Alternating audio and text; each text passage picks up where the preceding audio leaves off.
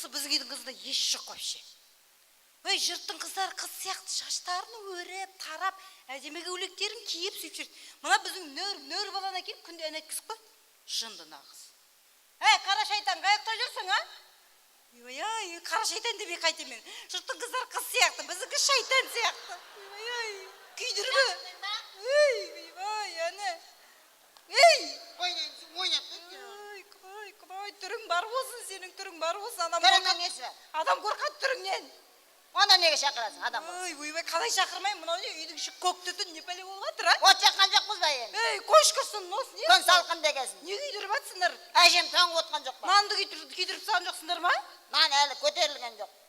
Ойбай. Ойнап, бір ойнай қояйын десең де айқайлап шақыра бересің. Мектепке барсам мұғалімдер күн бермейді. Үйге келсем сен күн бермейсің, қайда барып күн көрем? Күн көре алмай жүр екенсің ғой. Мына шашыңды одан да неге тарамайсың, а? Киіз болып кеткен ғой, шашың киез болып кеткен ғой. Мейлі, алаша болып кетсе де тарамаймын. Бұған бірден айтсаң кер сөйлеп шыға келеді. Жұрттың қыздары қыз сияқты тым жақсы. Мен немен?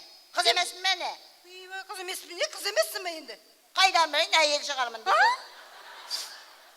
Не деп тұрсың? Өзің емес, мені қыз емессің. Енді адам, енді түріңді айтам да, түрің тіпті қызға ұқсамайды. Мынау немене? Шайтан сияқты. Мені айқайлайды. Кәдімгі шайтан. Адамды қорқытайын десе, сен апарып қорқытайын. Мектепке барсам мұғалімдер айқайлайды. Үйге келсем сен айқайлайсың. Қайда барып күн көрем? Айтып тұрған сөзің қара.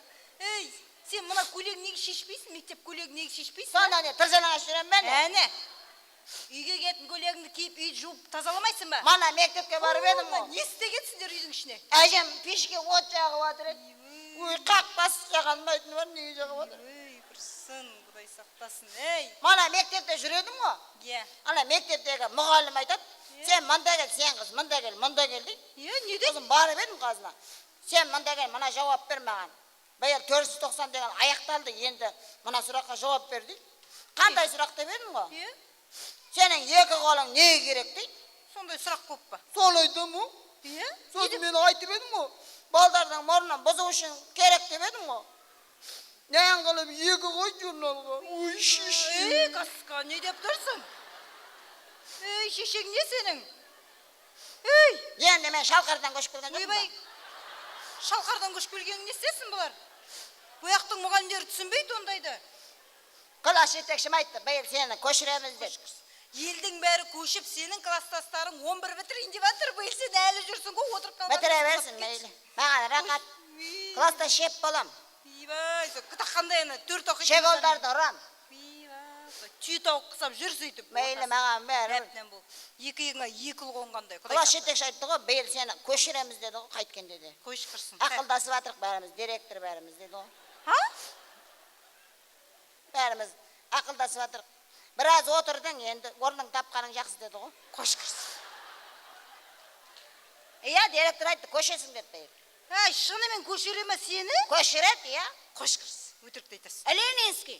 Кетші? Сені көшіре ма биыл? Қасқа, онда той жасаймыз ғой. Құдай, жаным. Осы кезде жақсы көріп кетемін. Құдай. Болды. Қош кірсін. Кетші. Адам де отасың кірсін. Маскара. Тарбаққа. Директор ағай айтты, көшіреміз сен. Қош кірсін. Кірсін. Ойбай сен. Биыл шынымен 5-ші классқа көшесің бе? Қайдағы? Енді 7-ші? 4-тен 3-ке көшіреміз деді.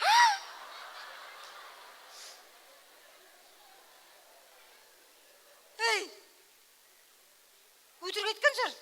Шатастырып тұрған жар, мүмкін 2 класс бұрын 8-ші класс, 9-ші классқа көшерейін деп. Ой, көше берем мен, артқа қарай, құрсыншы. Есің дұрыс па? Адам алға қартай көшпей ме сен? Артқа қартай көшетінде. Ой, құрсын, маған бәрібір, мен жанына да көше берем. Кері кеткен бұл. Бұған бірдем айтсаң, кері кетіп қалады бейтіп. Әні айқайлай. Енді қалай айқайлай бермей мен, жұрттың қыздары қыз сияқты, қыз емес сияқтысың. Өзің айтамын. Маған ұқсамағансың да Кімге ұқсағанмын сонда? Білмеймін кімге ұқсағанын. Сонда мені кім туған? Жөт сен роддомда ауысып кеткен шығарсың осы сен. Сонда қызыңды ауыстырып, аузыңа қиып не алып жүрсің? Шынымен сен ауысып кеткен шығарсың роддомда, масқара. Сонда мені кім туған? қасқа роддомда ауысып кеткенсің, осы сен қыз бар ғой. Сонда сен ауыстырып отырсың ба не? Білмеймін, мен дым ұқсамайсың ғой, маған дым ұқсамайсың ғой. Онда кімне ұқсаймын? Көршіге ұқсаймын ба не? Кетейік ұқсайын. Енді кімге ұқсаймын?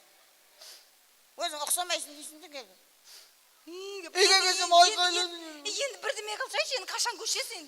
Апай айтты, нан туралы шығарма жазсаң көшіреміз деді. Енді соны жазбай не бітіріп жүрсің? Шығарманы жазып қойған жоқпын ба? Соны ойнап отырсам айқайласың, қарасың. Не қайдан білейін мен? Сен не жазып қойған қайдан білейін? Үйге келсем сен айқайласың, мектеп барсам мұғалім айқайлайды, қайда барып күн көрем. Күн көре алмай жүр бұл. Оқы құрсын, не жазып қойдың? Үйдегі бүткіл. Шығарманы жазсаң көшіреміз деді апай. Оқиын ба? Иә, секреттердің бәрін жазып қоятын едім ғой апа. Оқал, тыңдап барып жүрмесе болмайды сені тексеріп. Үй жұмысы. Иә. Шығарма. Иә. Тақырыбы. Нан неге қымбат? Тақырыбың күшті ғой өзіңнің. Кет шықырсын. Қажыз. Тағызы, құдай, болды. Кел. Құдай, аяқтан. Тақырып күшті ме? Ой, заным, осындай кезде бір барабашқа сияқты болып кетесің. Көзе сияқты сені. Оқиын ба? Оқы. Ал. Көктем келді. Иә. Күн жылынды. Дұрыс. Көктемде адамдар жерге дән себеді. Дәннен жерге пішінай, көржек, крандыр, бөлкей өсіп шығады. Ей, қашан сен көрдің адамдардың крандыр пішіне өсіп тұрған қашан көрдің? Далада? Көрдім. Қош, сен көрмесең басқа адам көрмейді, оны тек шайтандар көреді, болды. Енді өсіп тұрады. Ей, адам деген бірінші жерді жыртады трактормен. Немен жыртады? Трактормен жыртады? Тракторды кім айдайды? Кім айдайды, саған не жұмыс? Оған солярка қайда? Қош құрсын. Солярканы құяды да? Оған запчасты қайда? Қош құрсын, мынау немене тіпті? Оған жаңбыр қайда?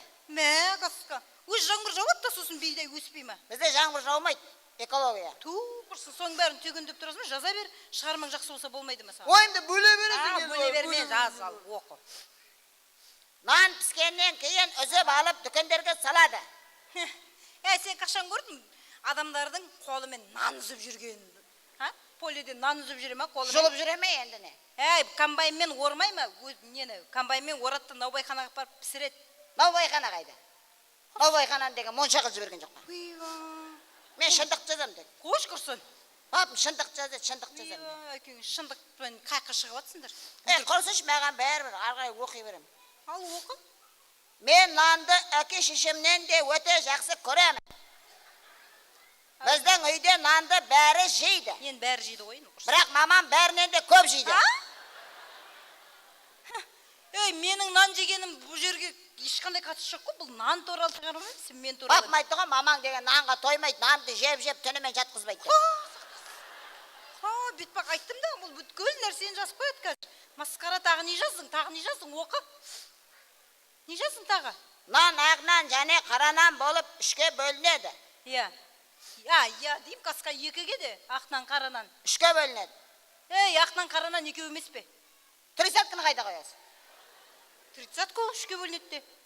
Тридцатка деген ойымда тұрған жоқ ба? Құсқа, сен ойында не тұрған ғана білеміз. Айт тағы. Ары қарай оқи берем, құрсыш. Нан өте тәтті. Оған май жақса, одан да тәтті болады. Бері қараш қарыштан, сен деген былай ғой, кішкене бір андай сөздер қосшайшы, андай. Қандай?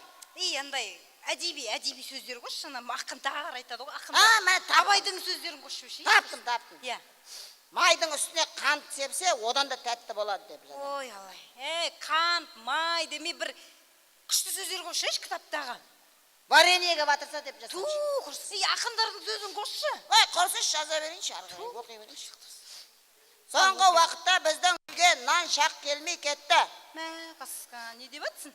Егер нан болмай қалса, мамам оң жақтағы көршіміз Аңқылдақтың үйінен сұрап алады. Сол жақтағы Тарқылдақтың үйі кейде береді, кейде бермейді. Сондай сараң, арам, оңбаған, кәпір, албасты, мыстан, жестірнақ деп қойды. Құрсын қасқа. Өтірік емес қой, нан бермейді. Мынау шығармаңның түрі ма, мынау? Несі бар? Үйден мамаңның нан сұрағанын айтып, үйден қайыр сұрағанын айтып, содан шығарманың бас кейіпкері өзіңсің. Ал керек болсын. Папым айттым. Бас кейіпкері мамаңды. Қатырдыңдар папаң екеуің.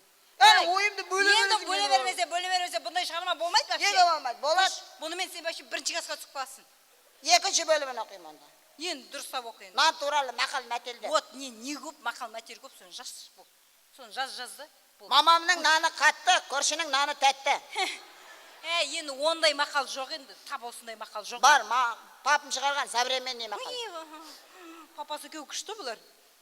Нан болса шайнауға тіс табылар. Пойдет осы, жаза бер. Нанға түйілсең суға жүгір, суға түйілсең көрге жүгір. Ужас, жаман ақ мақал екен бір түрлі. Қорқынышты екен. Нан болса мамам дәу болады. Мені жазба дейм вообще. Дәу болады нес? Онда қалай, бұлай деп жазсамшы. Не деп? Нан болса мамам Кинг-Конг болады. Басың істейма, нан болса ән болады. Өзгерген емес мен қазір. Қарағым. Тағы да 5-6 тақырып. Қара, мені қоспаш, вообще мені қоспаш. Не жындарың бар менде? Бас шығарым кейіпкерсің. Масқара, осын сен апарып оқиын деп тұрсың ба? Оқайым, толықтыруым керек қазір. Ұялмай қызармай. Толықтырып сосын ары қарай оқып сосын.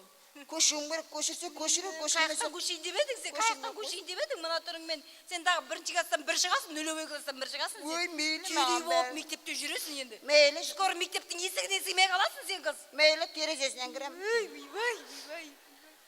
Адам жынына теді осы. Өтіретін болдыңдар күйдерге. Өзің айқайлай бересің. Ақыл айтудың орнына жұрттың шешесі сияқты. Не? Бір иш шығып жатыр ғой. Кімнен шығып жатыр? Ойбай, үйден. Түтін түтеп жатыр ма? Иш шығып жатыр ғой бір. Папам ұйықтап қалған ғой, наны күйіп жатыр. Әне, папаң мені мазақтап шығарма жазғанда күшті. Бір нанды екеуің пісіре алмайсыңдар. Мына шығармаңды дұрыстап жаз. Әйтпесе білмеймін, қайттан тапсыр жіберемін роддомға. Сонда айқайлай береді. Кетсе ма? Айқайлай бергеннен басқа кәсіп. Мен туған жоқ, сен туған жоқ. Сонда мені кім тұт? А? Ой, шеше. Папа!